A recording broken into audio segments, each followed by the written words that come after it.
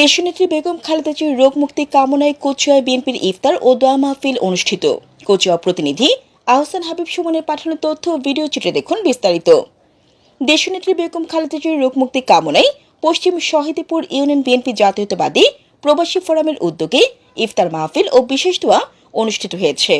29 রমজান রবিবার উপজেলার দারশাহী উচ্চ বিদ্যালয় মাঠে ইফতার মাহফিলে প্রধান অতিথি হিসেবে বক্তব্য রাখেন সাবেক শিক্ষা প্রতিমন্ত্রী ডক্টর আ.ন.ম এহসানুল হক মিলন সমর্থিত কচুয়া উপজেলা বিএনপির সভাপতি খায়রুল আবেদিন স্বপন,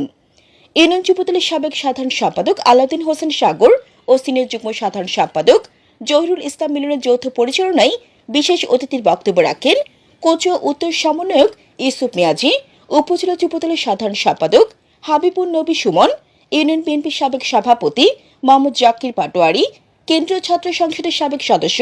মফিজুল ইসলাম সৈকত, কচুয়া উপজেলা ছাত্রদলের সাবেক সহ সভাপতি মাসুদুর রহমান, ইউনিয়ন বিএনপি সভাপতি পারভেজুর রহমান, সাধারণ সম্পাদক লায়ন লোকমান হোসেন, উপজেলা জাতীয়তাবাদী প্রবাসী ফোরামের সাধারণ সম্পাদক আব্দুস সাত্তার পাঠান, সহ সভাপতি আলামিন গাজী, ইউনিয়ন বিএনপি সিনিয়র সহ সভাপতি শফিকুর রহমান গাজী, যুগ্ম সাধারণ সম্পাদক হান্নান মিয়া প্রধানিয়া, শিপন বকাউল, সাংগঠনিক সম্পাদক মহসিন পাটোয়ারি, ইউনিয়নের সাবেক যুবদলের সভাপতি অ্যাডভোকেট কামরুল ইসলাম, উপজেলা যুবদলের কৃষি বিষয়ক সম্পাদক হাজি রিপন, ইউনিয়ন যুবদলের সভাপতি রুহুল আমিন, সাধারণ সম্পাদক মজুম হোসেন শিপন, সাংগঠনিক সম্পাদক মহিউদ্দিন মহিন, ইউনিয়ন স্বেচ্ছাসেবক দলের সভাপতি মাসুদুর রহমান, ছাত্রদলের নেতা সোহেল পাটোয়ারি, সোহান, এইচ.ডি. সোহাগ, আকাশ পাটোয়ারি ও ফরহাদ মুন্সি সহ